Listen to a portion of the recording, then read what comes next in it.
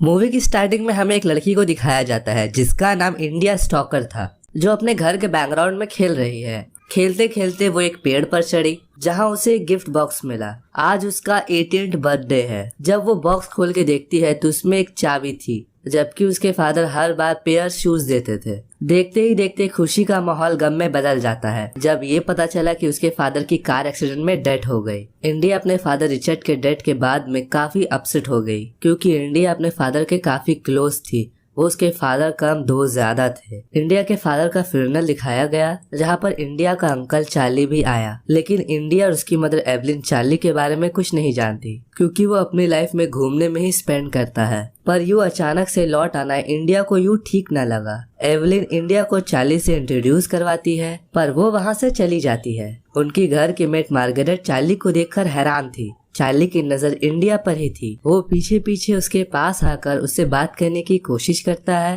पर वो उसमें बिल्कुल भी इंटरेस्टेड नहीं थी। चार्ली कुछ दिन उन्हीं के घर स्टे करने वाला है। नेक्स्ट डे इंडिया ने चार्ली और मार्गरेट को बात करते सुना। मार्गरेट उससे कहती है, मैंने वो सब किया जो तुमने मुझसे करने को कहा। मैंने तुमको हर इन्फॉर्मेशन पहुंचाया, पर आज तुम मेरे साथ ऐसा क्यों कर रहे हो। इसके बाद से मार्गरेट का कुछ पता नहीं चला। एवलिन को लगा शायद वो अपने गांव लौट गई है। जब उसने इंडिया को बाहर जाने के लिए कहा घूमने के लिए, तब इंडिया ने कहा आप एक विडो है। विक्टोरियन टाइम में विडो 2 साल तक अपने हस्बैंड का शोक मनाती है, और अभी फादर के डेथ को 2 दिन भी नहीं हुए हैं। पर एवलिन चार्ली के साथ में चली गई। उनके पीछे इंडिया चार्ली के सामान की तलाशी लेती है, तो उसके सामान में उसे एक बॉक्स मिला, ठीक वैसे ही जैसा रिचर्ड उसे बर्थडे में गिफ्ट किया करता था। वो उसे ओपन करती है। उससे पहले चार्ली और एवलिन घर लौट आए। एवलिन ने मार्गरेट का पूछा, लेकिन वो अभी तक नहीं लौटी है। एवलिन को किचन में काम करना पसंद नहीं था, तो चार्ली ने कहा वो बनाएगा आज खाना। चार्ली इंडिया से बार बार बात करने की कोशिश करता है,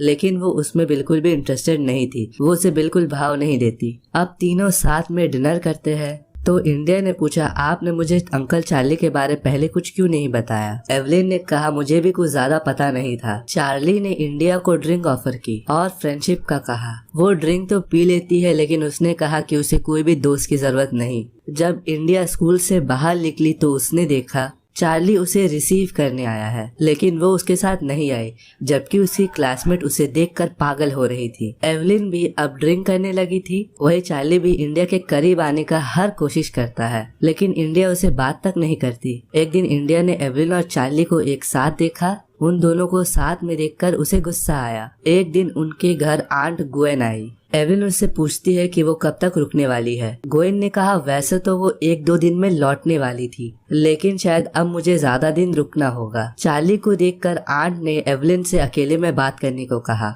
चार्ली के बारे में, क्योंकि उसे उस पर जरा भी ट्रस्ट नहीं था और वो उसी के बारे में उसे कुछ बताना चाहती है। पर एवलिन उल्टा उस पर भड़क जाती है, क्योंकि वो चार्ली की तरफ अट्रैक्ट हो रही थी, क्योंकि उसके पास वो एक सहारा था। उसका अकेलापन उससे दूर हो रहा था। और आंट गुएन जब होटल लौटती है तो इंडिया को अपना नंबर देकर कॉल करने को बोलती है। चार्ली ने गुएन से उसके होटल का नाम पूछा। गुएन कहीं न कहीं चार्ली के बारे में कुछ न कुछ ऐसा जानती थी कि वो अपना होटल का नाम बता देने पर होटल ही चेंज कर लेती है, और उसे रात को नींद नहीं आती। इनडायरेक्टली कहा जाए तो गुएन डरी हुई थी और वो अपना मोबाइल भी कहीं भूल गई, उसे याद नहीं आता। एवलिन रेडी होकर चार्ली के रूम में आई, पर वो वहाँ पर नहीं था। तभी घर का फोन बजा, जो गुएन ने इंडिया से बात करने के लिए फोन बूथ पर जाकर किया था, पर कॉल रिसीव नहीं हुआ। तभी चार्ली फोन बूथ पर आया और गुएन को मार डाला। एवलिन को चार्ली के बैग में से रिचर्ड का इंडिया का गिफ्ट वाला बॉक्स मिलता है। इंडिया को घर के फ्रीजर में मार्गरेट की बॉडी मिली। कहीं न कहीं इंडिया को चार्ली पर शक होने लगा था। एक दिन वापस से चार्ली इंडिया को रिसीव करने उसके स्कूल पहुंचा।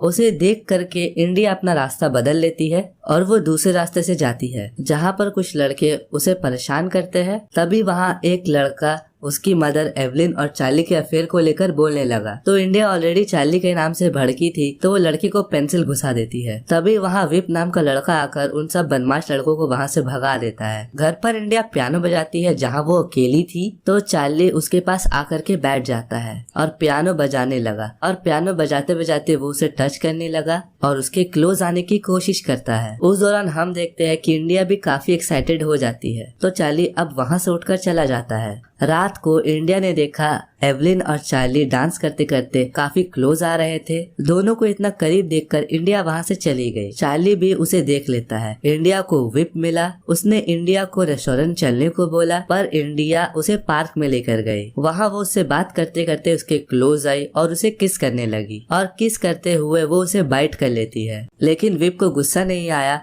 वो गुस्सा होने की जगह और ज्यादा एक्साइटेड हो गया और वो इंडिया के साथ में जबरदस्ती करने लगा। तभी वहां इंडिया का अंकल आ गया। उसने विप के हाथ पैर बांध दिए और उसे मार करके वही बैकयार्ड में दफना दिया। घर पर शावर लेते समय इंडिया को वो सब याद आया। वो बहुत रोई और साथ ही वो अपने आप को प्लीज भी करती है। उसने आंट ग्वेन को कॉल किया तो उसके फोन की आवाज उसके घर के बैकयार्ड से ही आई और अब उसे सब कुछ समझ आ गया कि आंट ग्वेन को भी चार्ली ने मार डाला। नेक्स्ट डे इंडिया अपने फादर के स्टडी रूम में जा करके एक ड्रॉर को खोलती है जिसकी चाबी उसे बर्थडे प्रेजेंट में मिली। उस ड्रॉर में उसे कुछ फोटोज मिली। उन फोटोज के पीछे कुछ न कुछ लिखा था। उसे उन फोटोज से ये बात पता चली कि उसके फादर का एक जोनाथन नाम का भाई हुआ करता था, जिसके बारे में वो चार्ली से पूछने गई। जहाँ उसे एक एनवलप मिला जिसमें किसी मेंटल हॉस्पिटल का एड्रेस लिखा था और वो एनवलप उसके अंकल चार्ली के नाम से था। अब उसके मन में और भी ज्यादा कंफ्यूजन था अपने अंकल चार्ली को लेकर के। तभी वहाँ चार्ली आ गया। चार्ली ने भी उसके हाथ में एनवलप देखा और वो समझ गया कि इंडिया को उसके बारे में सब कुछ सच पता चल चुका है। तो उसने जोनाथन के बारे में बताया जो उसका छोटा भाई हुआ करता था। उसने बताया कि उसके फादर रिचर्ड हमेशा जोनाथन पर ही ध्यान देते थे, वो चार्ली को इग्नोर करते थे। इन सबसे चार्ली के मन में अपने खुद के भाई जोनाथन को लेकर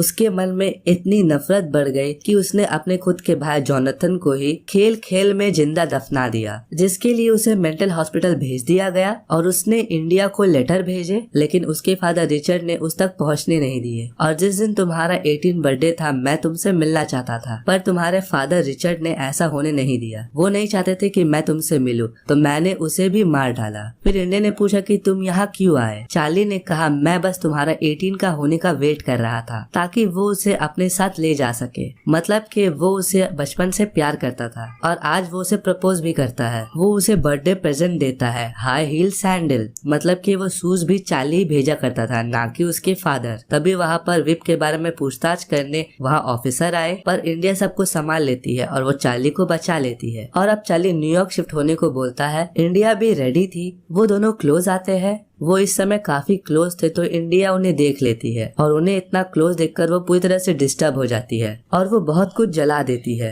वो दोनों न्यूयॉर्क जाने की तैयारी में लग जाते हैं। इंडिया भी रेडी होकर के चार्ली को अपने पास बुलाकर कहती है मुझे पता है रिचर्ड का एक्सीडेंट नहीं हुआ, उसे मारा गया और मैं जानती हूँ कि उसे किसने मारा। ये सुनकर के चार्ली एक पल के लिए शॉक्ड हो जाता है। इवन एवलिन को ग्वेन का भी पता चल चुका था। एवलिन उसे कहती है कि इंडिया मेरी बेटी को जाने दो, उससे दूर रहो, पर वो एवलिन को सेड्यूस करने लगा और सेड्यूस करके वो अपने बेल्ट से उसे मारने को था। तभी इंडिया अपने फादर की गन लेकर वहाँ आ गई और उसने चार्ली को शूट कर मार डाला और उसकी बॉडी को भी वही घर के बैकयार्ड में दफना देती है। अब इंडिया चार्ली की गाड़ी लेकर वहाँ से चली गई। रास्ते में एक ऑफिसर ओवर स्पीड के लिए उसे रोकता है। इंडिया उसके साथ में फ्लर्ट करते करते उसकी आंख में कैंची घुसा देती है और उसे मारने उसके पीछे जाती है और यही ये मूवी खत्म हो जाती है।